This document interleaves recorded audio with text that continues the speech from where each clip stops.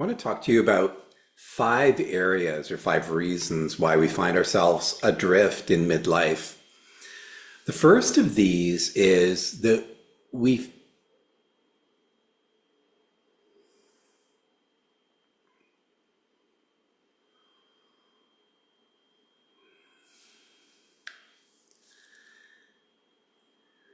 I'm a coach who works with folks.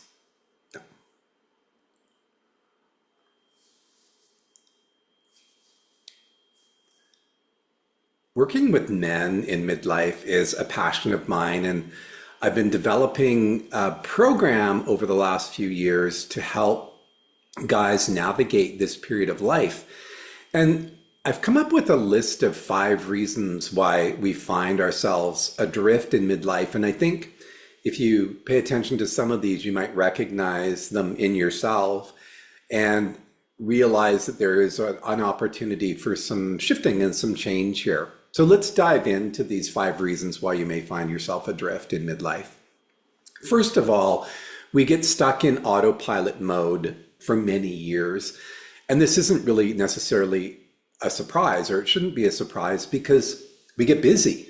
Life has this trajectory that we get into and we start moving forward. So in our 20s and our 30s, we're busy figuring out who we're becoming in terms of our careers, our work, how we're going to move forward. And maybe for a lot of us, there was some good stability there. Maybe for others, it took a little while to find that traction.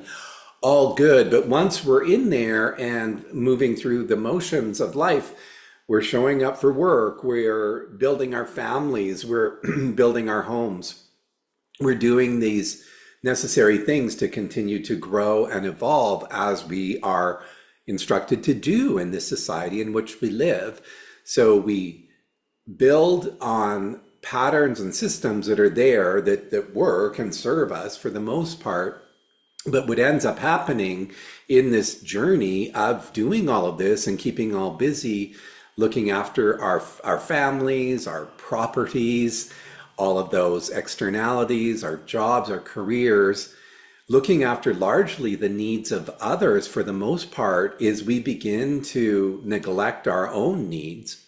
And in midlife, we suddenly find ourselves affronted by the fact that maybe we haven't looked after ourselves. We're confounded by the fact that we feel a little bit lost, right? And then this revelation kind of sets in like, oh my gosh, I have been living in autopilot and life seemed to have gotten ahead of me.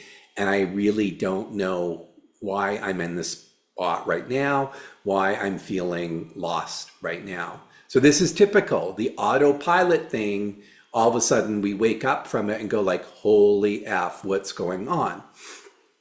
The other second thing, a second aspect of these reasons for becoming adrift in midlife, is we forget to keep dreaming.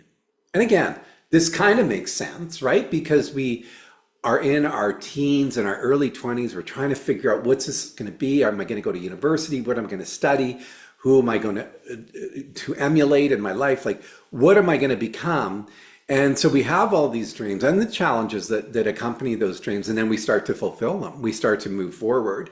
Some of us will be fortunate enough to find ourselves in jobs that are very much in line with, how we projected ourselves to get there, how we studied, what we studied, who we modeled, and how we move forward.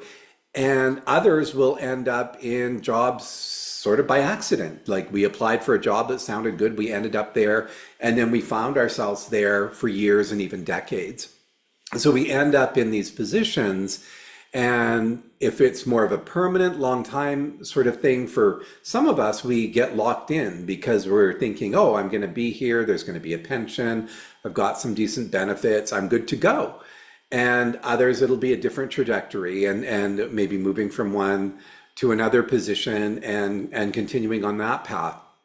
But whatever path we end up on, especially if we're working for a paycheck, we end up adopting an organization's culture in terms of how we navigate through it. And and in doing that, we're adhering to their pathway of what evolution and success looks like, i.e., getting the promotion, moving into this area, that sort of thing, all which is in their paradigm of reality and what that looks like. And so we just have to necessarily buy into that as part of that vehicle or that machine. And in so doing, we can lose a little bit of the passion for who and what we are. And we can become even cynical about what success and things look like when we become jaded by organizations where there's a lack of injustice, there's a lack of fairness, there's injustice in terms of staffing, all of these things that play out. You know them well if you've been there. And if you've been more on the solopreneur trajectory, there's so many challenges and obstacles and hurdles that you get to overcome along the way. And those can keep us browbeaten too. And we can arrive, regardless of which path we were on at midlife, kind of going like, oh my God, like, where did the dreams go? How did I end up here? And then as we do this, we might be able to adjust. And as all of this is taking place, there's also a negative impact that becomes part of our. And as all of this is occurring, there's another aspect too where we begin to become more complacent around our personal lives. So our families so this may look like following the same vacation path every year and, following into these routines where one year basically begins to look like the next. And yes, everyone's growing and changing and all that, but really the flow of things is very much in order, very much static. And so there might be a minor tweak or two here or there, but again, we're stuck in these patterns, right? And even in terms of our socializing and how we move forward, we can tend to get into sort of a stagnant place where we're withdrawing, where we're not engaging as much, where we reduce our lifestyles to a very quiet kind of thing. And in all of these changes, as we're forgetting to sort of dream and remember that we can become who we want to become at any stage in our life, the desire to thrive gets lost. And it's almost like it's beaten out of us. The third of these reasons for becoming adrift is we essentially forget who we are. So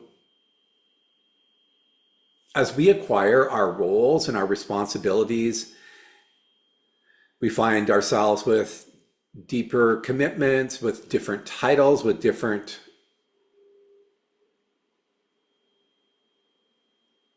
expectations, then our sense of connection to ourself gets lost.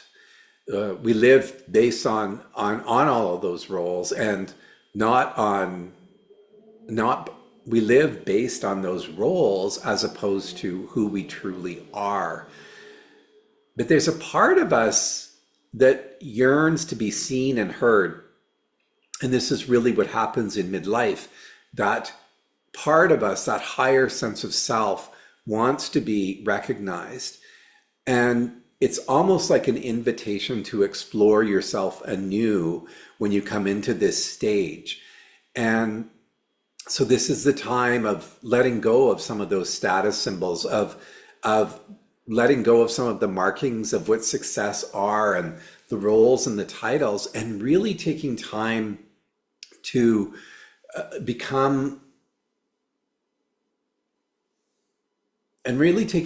explore who you can become. A lot of us believe we're brought into this world as a unique blueprint with a unique purpose, a unique opportunity to grow and to share and to be. And that unique blueprint's as unique as your fingerprint. We all have our own uniqueness. And yet, when we move into our careers, into our jobs, into our titles, and all of that, the purpose that we're here for gets lost. And this is where the sense of being adrift comes in. In midlife, it can feel for many of us like it's too late. Well, I sense that something's amiss. I sense that there's more to this, but I really don't feel like I have it in me to move forward. And this is precisely the wrong attitude to take, to be quite clear, because when we find ourselves adrift from our purpose and having lived, decades and accumulated various experiences and wisdom, we can draw from that to move us forward. And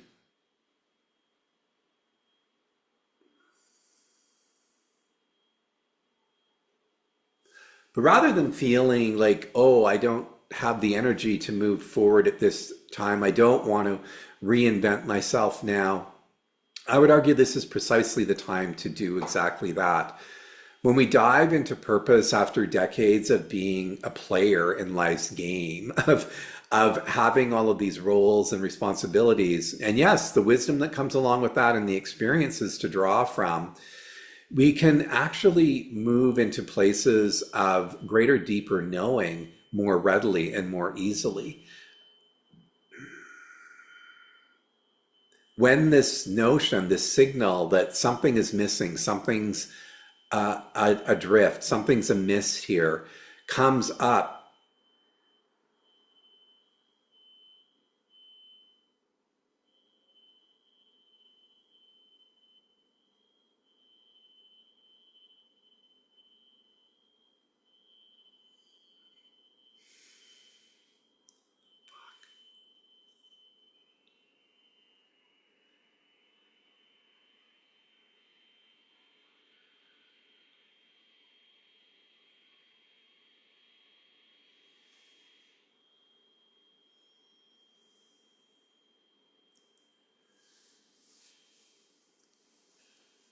in midlife, many of us will feel it's too late to take on some change. It's too late to shift my identity. It's too late to figure out who is who I am and what is going to make me feel most alive and most renewed and most fulfilled. And yet, this is precisely the time to do so. When we dive into purpose after decades of being a player in life's game, we have a lot of wisdom and experience to draw from. More often than not, this will inform us in a way that it's like, I don't want more of that. I want something new. I want something different. More often, those experiences will tell us what's not in our future as much as what should be in our future. So we can let go of those signposts and those signals from the past and begin to move into a place of prosperity and a place of deeper fulfillment. With the proper guidance along the way, we can really tap into a deeper understanding of self and purpose and see what unfolds. This is when we truly shine as humans, when we're really identifying with the deeper sense of self that gets lost along the way.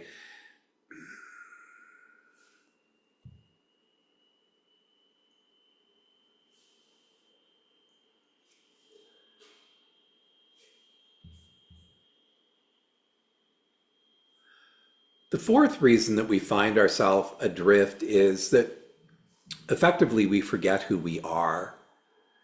We go through life and we acquire different roles and titles and different responsibilities, and these deeper connections with self that were maybe once there, maybe were never there, are lost. So we live life based on the roles. We live life based on what's expected of us, not on who we truly are. But this is the thing in midlife, we get this wake-up call because there's a part of us that's yearning to be seen and heard. It wants acknowledgement. It surfaces in ways that can sort of be unsettling when we suddenly wake up and realize, oh my God, is this all there is? I thought there'd be more to life than what's happened. This is your opportunity to explore and to revisit who you are, to discover yourself anew, and to recognize that all of those markers of status and success that have informed your life up to now, those roles and those titles, they're not it. So we all come into this world with a unique blueprint.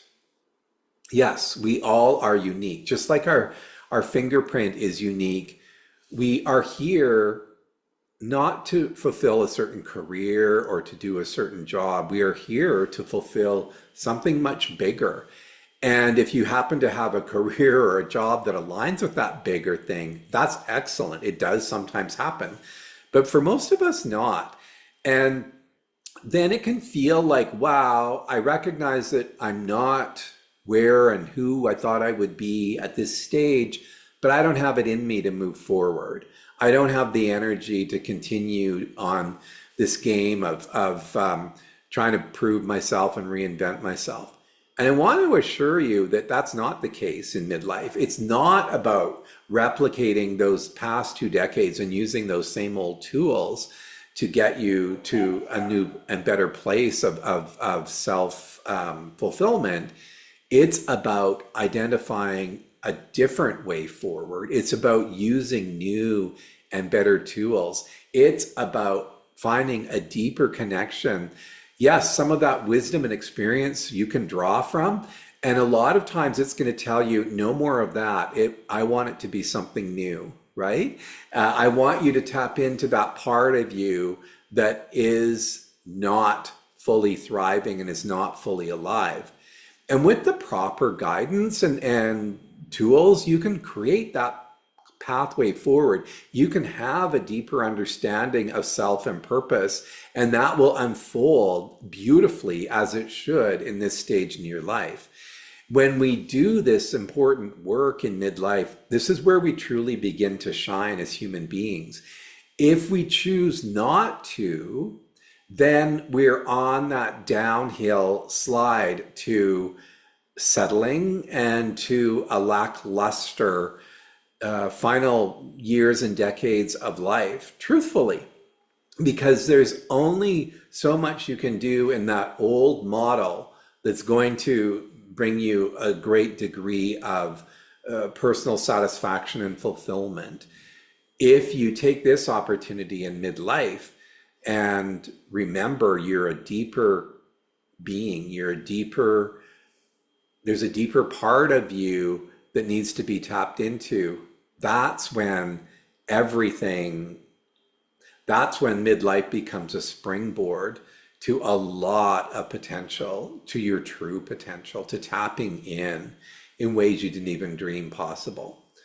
The last of these 5 reasons for being adrift is that we turn away from growth in this stage in our lives, that we feel in many ways that we've invested so much time and energy to get to where we are now, even if it's not ideal, that we worry that we don't have the time or the energy to start over, that we've paid our dues already and that we've made our way.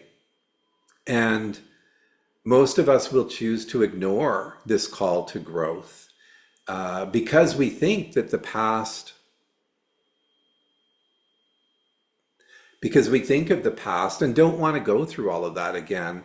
But what we fail to realize is that growth at this stage looks so much different. There are entirely new ways of exploring an expanded sense of self.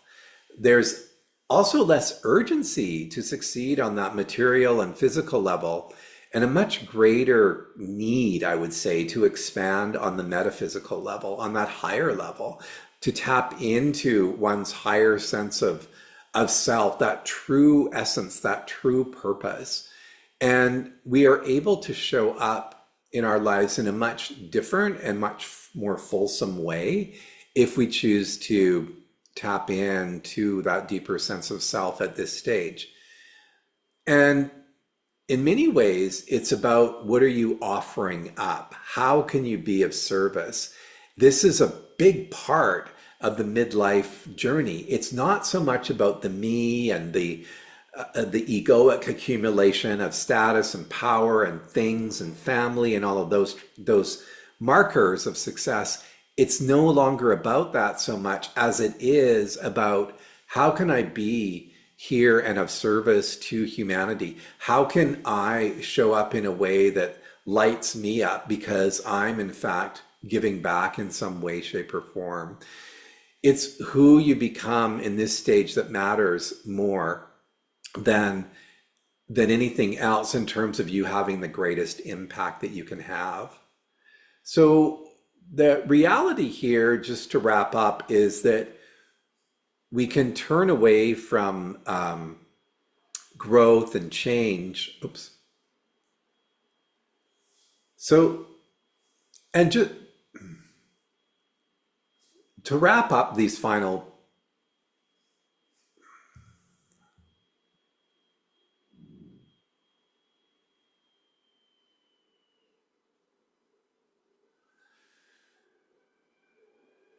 to wrap up,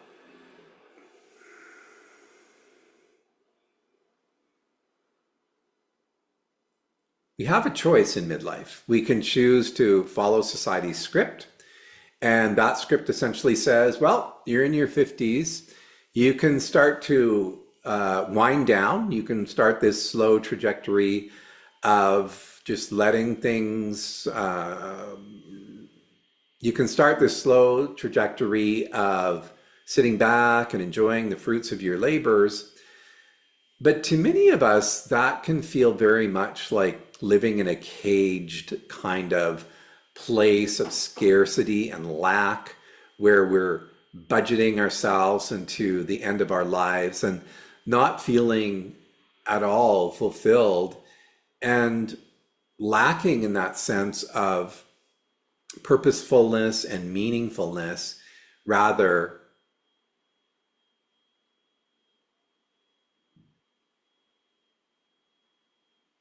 and you don't need to buy into the retirement ethos and begin your downward spiral into, frankly, irrelevancy. You can grow and blossom in these final years doing whatever you want in whatever way you want. This is the beauty of it. You don't need to live by the terms and conditions set out to you by an employer, if that were the case over the years, or by systems of rules and regulations that governed whatever industry or work you were doing. You can become the master of your own destiny at this stage and create the aspects,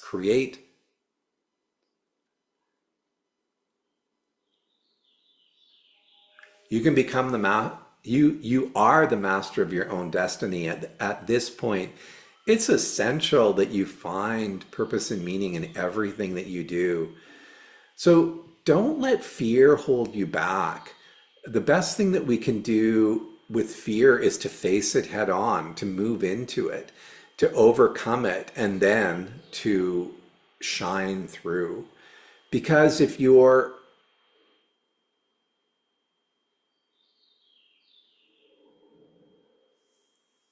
the best thing you can do is to face any fears that may be holding you back. And this is often the biggest obstacle to moving forward in midlife is fear. Fear of the unknown, fear of failure, fear of, well, what will people think of me? Move through those fears. The best thing we can do is face fear head on and dive right into it so that we get to the other side. They say that the only way to is through. So work through those fears. Work through any of the inhibitors that are keeping you from moving forward. Sort through them, figure them out, because you are so worth it. And when you are shining and showing up in your life in a way that, again, you maybe didn't think you were even capable of, this is when humanity benefits from your existence, your unique blueprint here on this earth. I wish you so well in this journey. And if there's any support or help that you would like, some guidance along the way, please reach out. We can do a clarity call and help you to get on that right pathway forward for you at this stage. I look forward to connecting with you again. See you very soon.